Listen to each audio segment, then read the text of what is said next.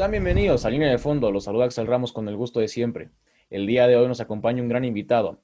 Cuando en México sale de reportaje a color, sin duda su nombre sobresale, aparte de ser cronista deportivo. Con nosotros Javier Sagún. ¿Cómo estás, Javier? Axel, con mucho gusto de saludarte, de saludar a tu gente, a la gente que te ve, y con el placer de pues, platicar de lo que tú me plantees, lo que sea. Muchas gracias por aceptar la invitación, Javier. Si te parece, comencemos con la entrevista. ¿Quién es Javier Sagún fuera de los medios de comunicación? Fuera de los medios de comunicación, soy mucho más elemental de lo que puedo ser en los medios. O sea, tengo una vida tranquila, tengo una vida así. Soy alguien estudioso, soy alguien que le gusta eh, pues meterse con el tema de los libros. Voy a hacer un rapidísimo movimiento. Sí, Estoy no te aquí en el preocupes. estudio, tengo alrededor de 500 libros, no son tantos, pero la realidad es que soy alguien que viene y se mete acá, de repente saco un libro, me pongo a leer, leo mucho en voz alta, lo platicábamos hace poco tiempo, Sí, sí, sí. tú lo escuchabas en el webinar con Toño de Valdés, y sí soy un lector empedernido, compulsivo, y lo hago en muchas ocasiones en voz alta, porque también esa es una de las formas del ejercicio que tiene uno como periodista dedicado a los medios de comunicación electrónicos, que responsablemente ofrecerle a la gente, ¿no? Hablar bien, hablar con la mejor dicción posible, hablar con la mayor propiedad posible. Entonces, para eso ayudan, son fundamentales, elementales, pues, los libros. Y esa es una de las facetas de la vida privada. La vida privada pues, también se desarrolla con mi esposa, con mis dos hijas. Una de mis hijas está casada, ya me dio dos nietos, y soy un abuelo muy barco. Les doy chance a toda la mayor, porque el menor tiene 4 meses, de hacer lo que se le pega la gana en esta casa. Este lugar está lleno de rayones por todos lados, porque le permito que agarre las plumas y que pinte las paredes si se le pega la gana. Entonces, para lo cual me regaña mi esposa. Pero mi vida camina en ese sentido. Mi vida personal, que te digo, no tiene demasiados secretos. ¿Cómo es tu llegada a los medios de comunicación, Javier? Yo no sabía a qué me iba a dedicar cuando ya me enfrenté a la posibilidad de de entrar a la universidad, a los estudios universitarios, y estaba entre historia, sociología.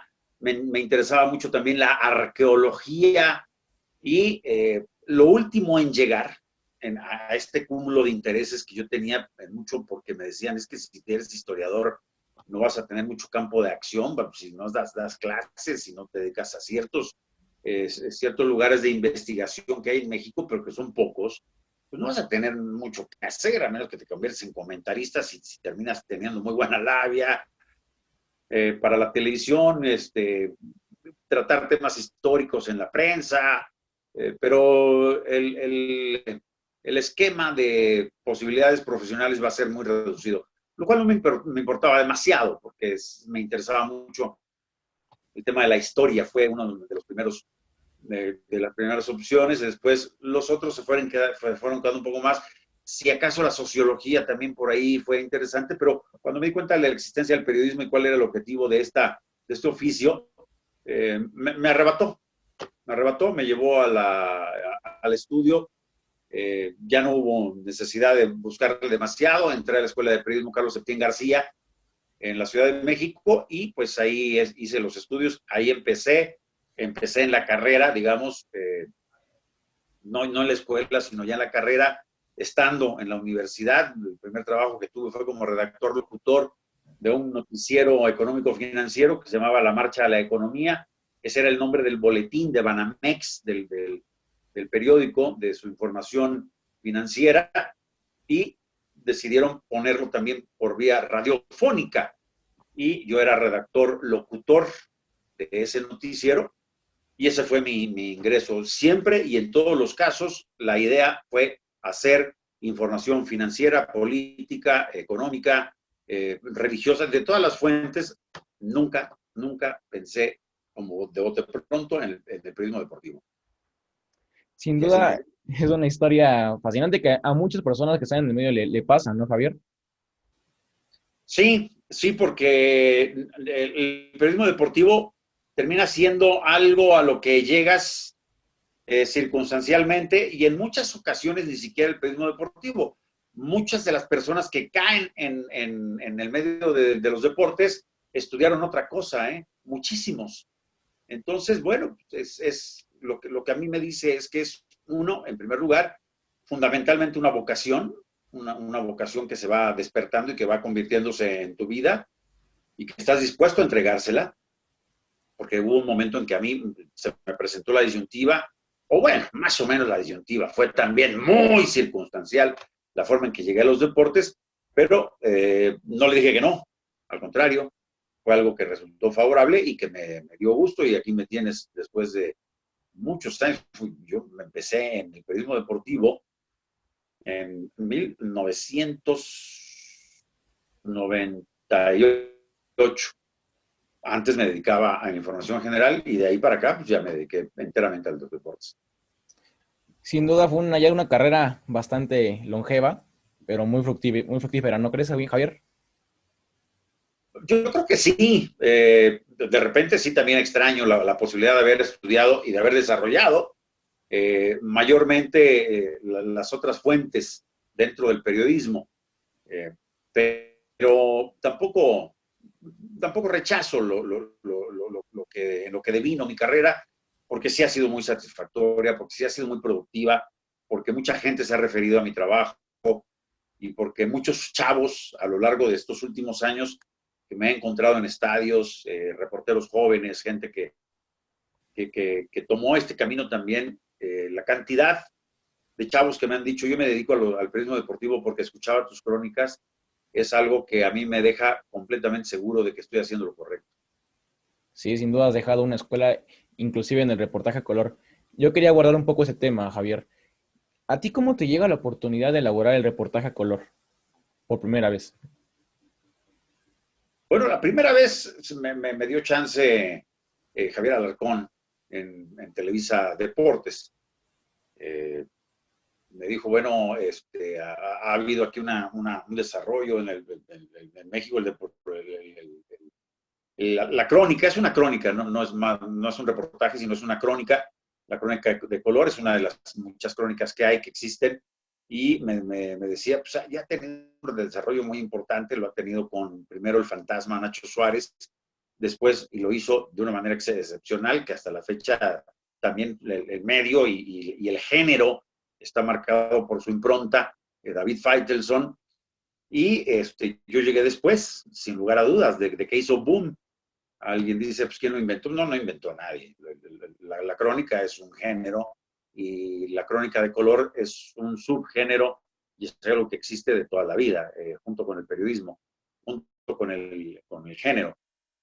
Pero sí el desarrollo sí fue generando matices, generando particularidades y entonces, pues así me llegó a principios de en el, en el 93. Yo te dije que me dedico a los deportes desde 1989. Desde 1989, te dije 99 o 98. 98. No, no, Sí, no, no, no, 98. no, desde los 80. Ok. Desde los 80. Yo entré a la organización Radio Centro en 1988 como redactor locutor de información general y después de repente se dio la ocasión de ocupar una plaza, no ocuparla, sino estar como, oye, en lo que llega un reportero de deportes, porque tuvieron que hacer a un lado al reportero que tenía Radio Centro, que es donde yo trabajaba. A ti te gustan, sabemos que te gustan los deportes, yo hacía una crónica taurina en el noticiero de los lunes, y les dije, a mí no me interesa. Me dijo, no, bueno, en lo que aparece un reportero, hombre, puedes hacer ahí ocupar la plaza. No me interesa. Bueno, mira, si es una semana y pasa una semana y no tenemos el reportero, tú te regresas a tu información general y nosotros empezamos a cubrir la información deportiva por información cablegráfica y eso nos va a exigir ya tener rápido el reportero. En fin, pero una semana, hombre. Bueno, una semana, en 1980 fue 89, no 88, 89. Y en 89, esa semana, esa semana es la que dura hasta hoy. Me quedé en deportes pues, me quedé para toda la vida, ¿no? Una semana un poco larga, ¿no? Se alargó mucho. Entonces, yo empecé a hacer crónicas de color en 1992, eh, justamente para darle un poco más de fuerza, porque además se vio, era claro que la información, que la imagen fundamentalmente para la televisión, la que no se ve en un partido de fútbol, la que es la imagen alterna, tenía mucha gente, tenía mucho auditorio, la gente veía la crónica de color por ver lo que pasaba alrededor de un partido, afuera del estadio, pues, lo que ocurría, las mil cosas que ocurren. Entonces, desde 1992 empecé a hacer la crónica de color y la terminé haciendo hasta el 2015. 2016 dejé Televisa al final del año y pues fueron todos esos años haciendo crónica de color. Y sin duda eran crónicas excepcionales. Una de las que más me llamó la atención y que más me gustó fueron las de la final de América Cruz Azul en 2013. Contabas una anécdota apenas que también ¿no? fue una de las anécdotas que más me gustaron de ese webinar. ¿Se la podrías contar a nuestra audiencia? Porque realmente es estupenda esa anécdota. La final que no terminaba, ¿no? Sí. que no acababa, y que no acababa, y que no acababa. La anécdota, el tema con esa final en América Cruz Azul, que además yo hoy tenía muy poco tiempo para presentarla, los tiempos de edición cuando son muy cortitos, lo que te implican es que tienes que estar escribiendo en el desarrollo de un partido. Cuando el partido tú prevés que se puede ir a tiempo extra, se acabó. Apaguen la luz, o sea, porque te meten un cohete por sálvase a la parte. Y pues ese partido en realidad era el minuto 80 y tantos, la segunda parte del Cruz Azul había ganado 1-0 el primer partido, ganaba 1-0 el segundo, estaba 2-0 arriba. Yo ya había más o menos perfilado y casi terminado el texto. Entonces le dije al camarógrafo, porque el audio se graba en la cámara. Entonces le dije, vente, vámonos ahí a la zona baja, donde está la zona de entrevistas del Estadio Azteca. Le dije, vamos a grabar, ya ganó Cruz Azul, o sea, yo ya puedo empezar a decir, ya podemos empezar a editar este color. Entonces estaba yo, nos bajamos, nos fuimos al túnel, nos fuimos a la zona de las conferencias de prensa, y estaba yo grabando el color, y cuando escucho el barullo, ¿no? Dije, bueno, que hay un gol. Ya pregunté qué pasó, sí, que hay un gol. Bueno, que hay un gol, pero ya es minuto 90, ¿no? Ya se acabó. Oh, sí, sí. 2-1. 2-1 de campeones Cruz Azul, igual, vámonos. Y seguí grabando. Y estaba a punto de terminar la grabación y escucho el siguiente barullo. Gol. ¿Qué pasó? Gol. ¡No! Todo tu trabajo se acabó. Todo lo que yo había planteado, porque además evidentemente hablaba de los años que habían transcurrido, de los pesares que había tenido la afición, ya le había pedido al camarógrafo, empieza a tirar los rostros de los aficionados de Cruz Azul, de que ya ganaron, por fin ganaron, y váyanse en control de materiales en Televisa Chapultepec, mándenme por favor algo de imagen o tengan la lista para empatarle y tener ahí algunas opciones para poner imagen histórica. Ya llevábamos con nosotros algo, pero bueno, por si se podía dar adicional. Entonces, yo ya había hecho todo. Pero cuando cae eso, cuando cae la segunda anotación, digo, ya, se acabó. Borra el texto, bórralo.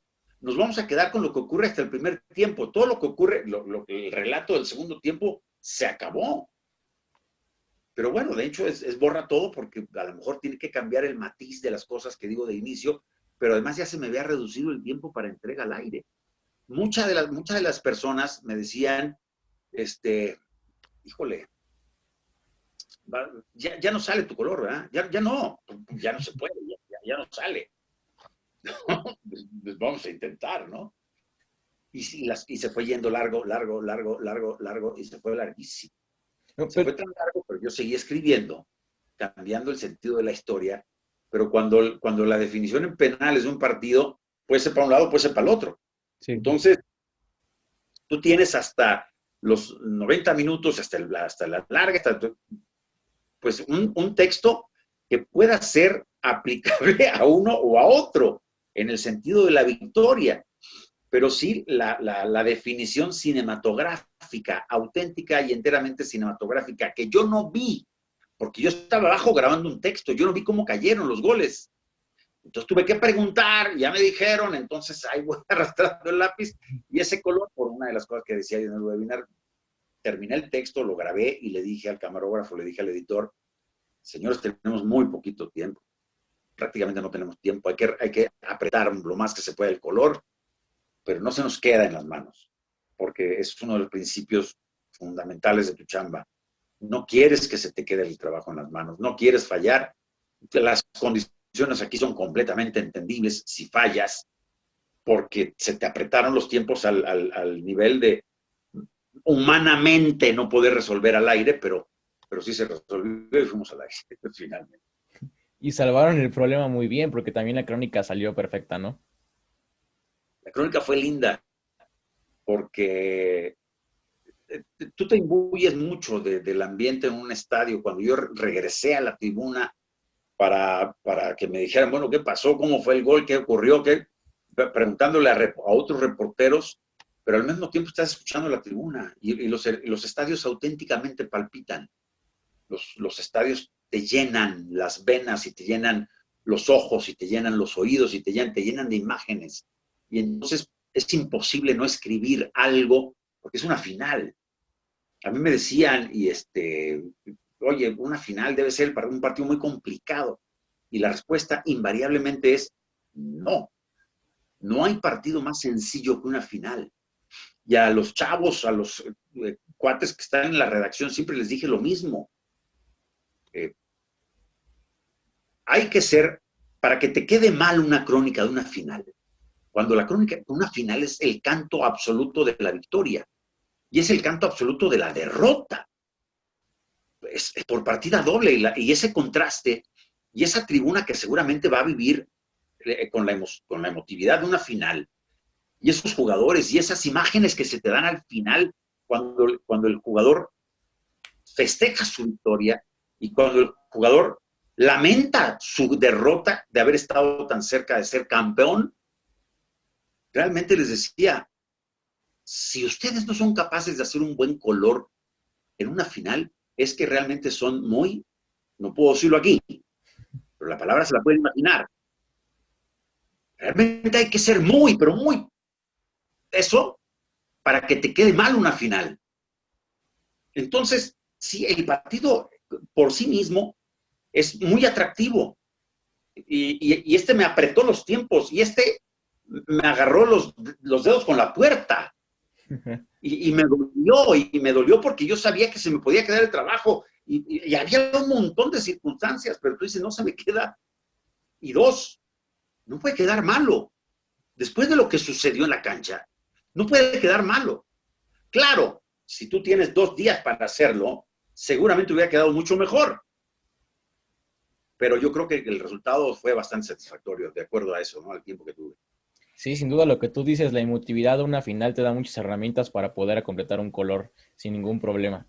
Javier, también noté de las cuestiones por las que te reconoces por tu narración en lucha libre. ¿Cómo te llegó esa oportunidad de narrar lucha libre?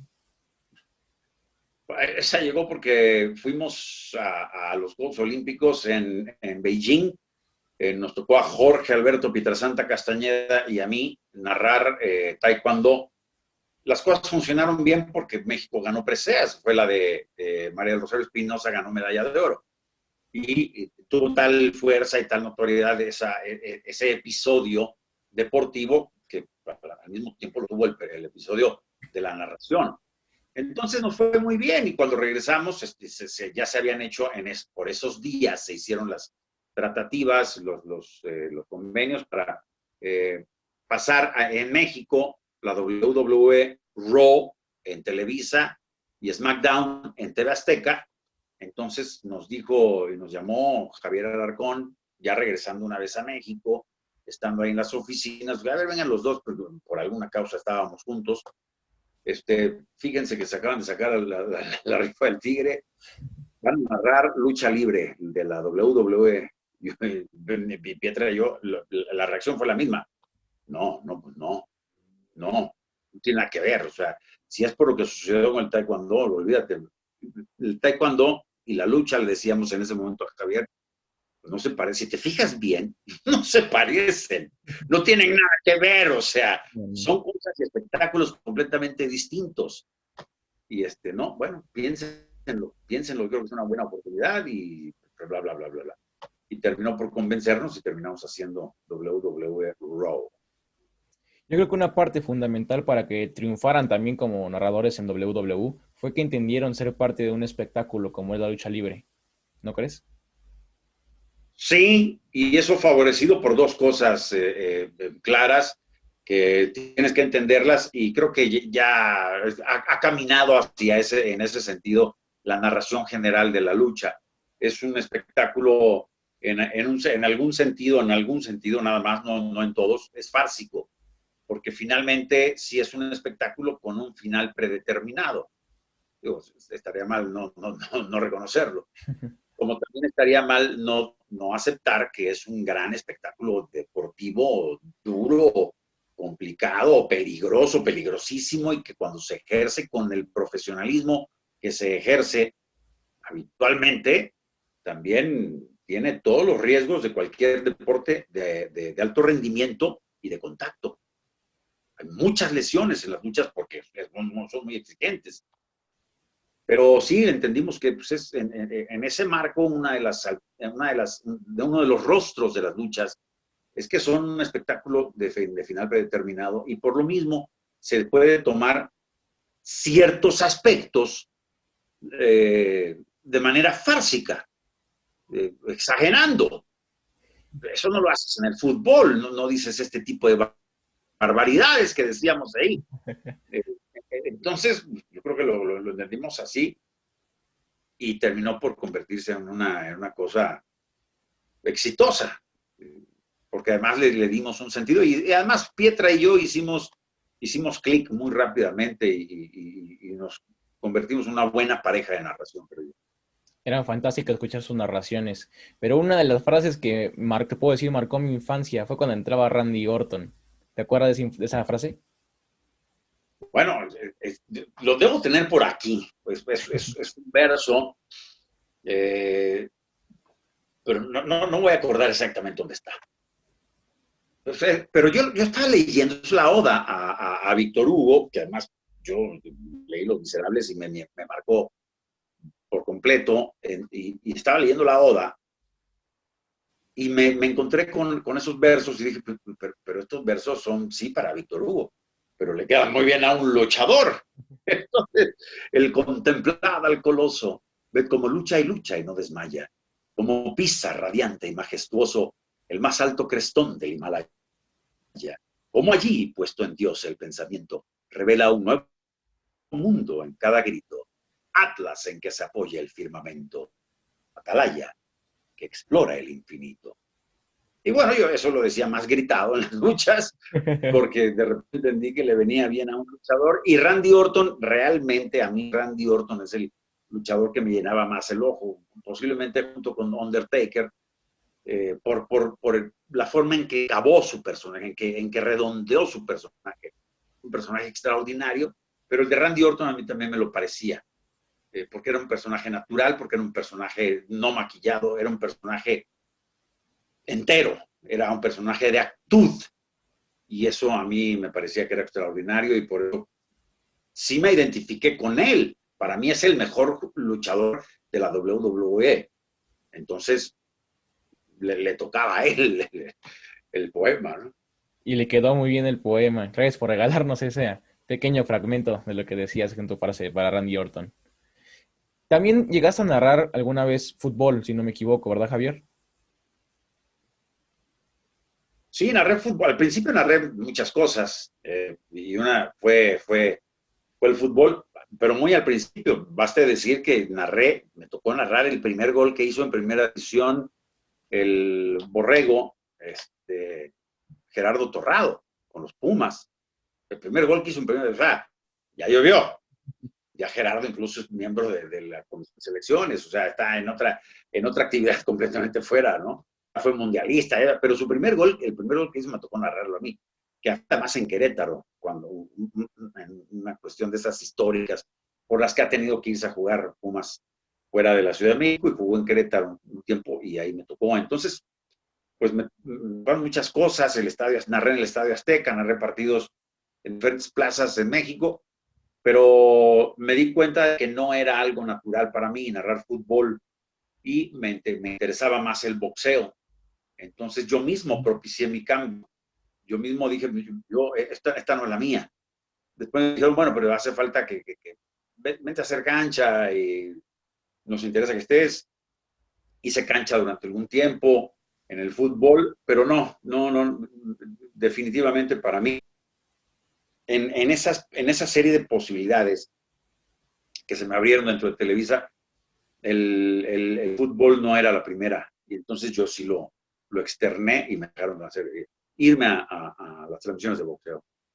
No, y es válido, también te sentías más cómodo en boxeo y también eran narraciones increíbles las que hacías para narrar el boxeo.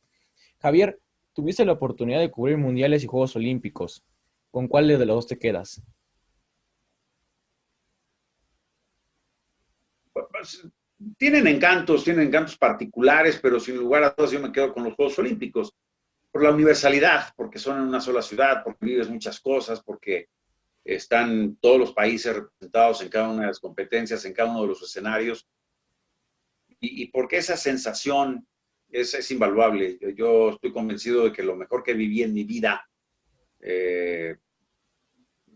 también hice, por ejemplo, Copas América, hice Copas Libertadores, hice coberturas de otro tipo de eventos, pero sin lugar a dudas para mí el que me dejó más lleno, más lleno, el que me alimentó más personalmente es el tema de los Juegos Olímpicos por las cosas que pude hacer allí, por los escenarios, por lo que es la historia misma de los Juegos Olímpicos, porque es reencontrarte con lo que significa la grandeza del deporte. No digo que el fútbol no lo haga, pero sí un récord olímpico, que además en algunas competencias también es olímpico y mundial, es ese momento en el que un atleta hace lo que nunca otro ser humano hizo por la faz de la tierra.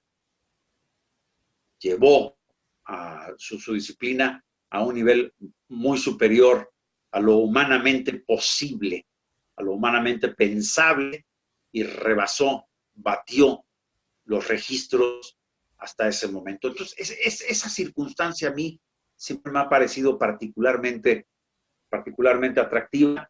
Adicionalmente, conocer las historias de los atletas que hacen eso, que son capaces de modificar el sentido de la historia y de su historia, para mí son invaluables para otra de las cosas que me gusta mucho hacer, que es el del storytelling, el contador de cuentos, de historias. Entonces, esas particularmente de Juegos Olímpicos para mí son invaluables. Sí, sin duda la justa olímpica representa la cúspide del deporte mundial. ¿Te parece? Vamos a hablar un poco más de temas de la actualidad, Javier. ¿Qué te parece la final de fútbol mexicano Pumas contra León? Bueno, a mí me hubiera gustado que llegaran las Chivas, pero no les alcanzó. No, para No, nada. estaban, y el postre se notó en el duelo, ¿no? Contra el León. Se notó que había una distancia importante entre uno y otro. Cuando es así, cuando pierdes de esa manera, no hay discusión posible. Pero la final se me hace justa por lo que hizo Pumas a lo largo del año, porque fue capaz de revertir un resultado imposible, increíble. Muchos dicen, bueno, es que era Cruz Azul. Y no. Es ese matiz y esa voz común de la Cruz Azuleada, que también a mí tampoco me gusta demasiado, tampoco define lo que hizo Puma, ¿no? Creo que hubo ahí algo que deja de hacer, evidentemente, Cruz Azul, pero me quedo más con lo que hizo Pumas, y por lo mismo y por lo que hizo también durante la temporada, creo que lo merecía. Lo que hizo Andrés Lilini con el equipo universitario fue excepcional. Yo he trabajado también en los últimos un par de años recientes en la Liga Premier, la segunda división en el fútbol mexicano, la Federación Mexicana de Fútbol, y ahí conocí justamente a Andrés Lilini, con un equipo de Pumas que fue campeón, enfrentando justo a las Chivas en en lo que era la serie de filiales. Tenían filiales diversas, estaban Necaxa, estaban, bueno, equipos filiales de los de la Liga MX, y los Pumas resultaron campeones de una manera excepcional. Y ese equipo no era dirigido de banca por Lilini, porque ahí estaba Humberto González, como todavía está con el equipo de los Pumas que juega en Tabasco en la Liga de Desarrollo, pero a mí me parecía no se llama de desarrollo, a mí con los nombres que ha dado vueltas esa liga, luego me quedo con la liga de expansión. Entonces, ahí estaba Andrés Lilini y ahí lo vi en la final, y ahí vi, porque él era el responsable en ese momento de las fuerzas básicas, ahora es Chucho Ramírez, pero como responsable de fuerzas básicas, y platicamos varias veces, y él sí tuvo una carga muy importante y una responsabilidad muy importante en el desarrollo de fuerzas básicas, y es un hombre que conoce muy bien en la institución. Entonces, lo que hizo a mí no me sorprende de ninguna manera, y por eso me parece que es una final muy, muy meritoria para los Pumas, y para el León ni se diga. Es el que juega mejor, lejos, ver dominar con cierta facilidad a las Chivas, sobre todo en el juego de vuelta, controlar al rival, maniatarlo, ser superior en ese nivel. Cuando eres dominante en ese nivel, en cualquier deporte, así sea en el panorama o en una disciplina individual, cuando es en una disciplina colectiva, cuando juegas como juega este equipo de León, me parece que no hay ninguna discusión. Yo creo que tiene que ser campeón el León, yo creo que puede ser campeón el León, no es lo que yo quiero, a mí me gustaría que fueran campeones los Pumas, veo más simpatía con los Pumas, pero creo que el León, insisto, su capacidad, sus cualidades de integración de equipo, me hacen pensar que serían un justo, además, campeón del fútbol mexicano. Sí, sobre el tema de Lilini, también un aplauso para la directiva de Pumas, que le tuvo la confianza después de que Michel sale a principio de temporada y todos pensábamos que iba a ser pues un desastre Pumas, y mira dónde están en la final. Y por parte de León, tienen que rectificar que son el mejor equipo de la Liga MX. Lo que esperemos que nos den una buena final y un gran espectáculo. Ahora en temas de boxeo, también te gusta el boxeo, Javier.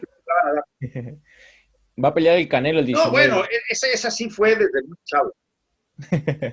El ¿Mande? Canelo, el Canelo pelea el 19 de diciembre contra Callum Smith. ¿Qué te parece el rival del Canelo? Sí, es un muy buen rival, es un estupendo rival. Ese es uno de los rivales que la gente no podrá decir, lo agarró papita, agarró un barco, agarró un costal. No, este tipo es lo mejor que puede enfrentar hoy en la división de supermediano. Que además yo creo que es la mejor división que en este momento puede enfrentar el Canelo por los nombres. Sí, son varios boxeadores, son varios británicos, curiosamente, los que se encuentran allí. Pero Callum Smith es un boxeador que, además de ser invicto, además de ser zurdo, además de estar muy grandote, le puede poner muchas dificultades al Canelo. O sea, es un boxeador que tiene las condiciones para, podemos decir, poner en riesgo incluso la vertical de Saúl. Lo sabemos, es un boxeador que no ha caído a lo largo de su carrera, que no ha visitado la lona, pues, no que no haya caído, perdió contra Floyd Mayweather. Entonces, es un boxeador de alta calificación. Muchos dicen que es hoy por hoy el mejor libra por libra del planeta. Yo también lo creo. Pensaba que era el high-tech. Pero hoy día yo creo que el Canelo sí es el mejor boxeador del planeta libra por libra, con esta consideración que se hace ya como lugar común de los boxeadores. Me gusta mucho la pelea, me parece que va a ser una pelea compleja, y sí creo que puede, y que tiene las armas el Canelo, a pesar de la gran diferencia, por ejemplo, de alcance, de la gran movilidad que tiene el cuadrilátero, a pesar de su estatura. Callum Smith, me parece que el Canelo tiene todas las opciones, tiene todos los argumentos boxísticos para llevarse la victoria. Sí, pues esperemos que Canelo pueda rectificar que es uno de los mejores libra por libra, o si no es que el mejor libra por libra. Ya para terminar, Javier, ¿qué libros recomendarías a todos los jóvenes y personas que nos están viendo, a la audiencia? Le recomendaría a todos. Tus favoritos, Lo tus mejor que favoritos. yo puedo recomendarle a un estudiante, a un chavo que quiere adentrarse en el medio, es lean todos. No, no uno, lean todos. Pero de bote pronto sí lean, hay literatura deportiva. En mis tiempos era muy difícil encontrar literatura deportiva. Ha ido proliferando, por ejemplo, en el mundo del boxeo, lo que encuentras en libros del boxeo mexicano era muy restringido, era muy poquito. Ha ido avanzando, pero ha ido avanzando muy lentamente el tema del libro, de la literatura en los deportes, y eso a mí me parece que es un poquito dramático, es algo que no debería ser, porque sí hay mercado y porque es justamente lo que hace y lo que crea afición entre los chavos lectores. Entonces, pero sí, para los que les gusta el periodismo, para los que les gustan los deportes, hombre, yo por acá, rápido, si les gustan los deportes y les gusta el boxeo, el combate de Norman Mailer.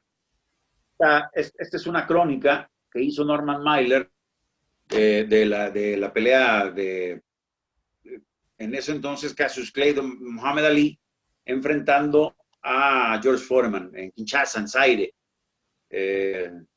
Rumble in the Jungle, le llamaron a esa pelea. Fue un espectáculo, fue algo excepcional por todas las cosas que había alrededor, porque una pelea de ese tamaño, importantísima, llevarla a África, y en las condiciones en las que se fue y en las condiciones en las que iban los dos boxeadores, la gente decía, Foreman va a hacer pedazos, va a hacer añicos a Muhammad Ali, tenía todo para hacerlo, era un toro, era un monstruo, y Muhammad Ali enseñó lo que el atleta creo que debe enseñar. Para mí, muchas personas dicen que cuál es la mejor pelea de Muhammad Ali, para mí es esa, porque además cambia el sentido de la historia, y eso es lo verdaderamente importante. Lo que hizo Julio César Chávez contra Merrick Taylor, de noquearlo en el último segundo prácticamente del último episodio y cambiar el sentido de la historia de una pelea que muchos dicen iba ganando, iba perdiendo. No, lo real, lo que había en las papeletas de los jueces es que Chávez estaba bajo. Entonces él le dio la vuelta a la historia. Esos momentos en la historia de cualquier deporte a mí me parece que son muy destacables, y ese libro es justamente el reflejo de uno de ellos, El combate de Norman Mailer, The Fight. Muchas gracias, Javier. Sin duda se ven muy interesantes libros y pues habrá que leerlos. ¿Quieres dejar tus redes sociales para que te sigan la audiencia de Línea de Fondo? Bueno, utilizo fundamentalmente Twitter, que es Javier-Sagún, pegado, Javier-Sagún, que es el que utilizo más. Tengo Instagram, pero casi no he subido nada nunca. Y en Facebook también lo mismo, prácticamente no tengo actividad ahí, pero sí, con quien quiera nos comunicamos a través de Twitter. Muchas gracias, Javier. Pues bueno, de esta manera cerramos otra entrevista más de Línea de Fondo. Ya saben que en Instagram nos pueden seguir como @línea_de fondo. En Twitter nos pueden seguir igual como @línea de fondo. En YouTube Línea de Fondo y Facebook Línea de Fondo. Se despide Axel Ramos. Esto fue Línea de Fondo.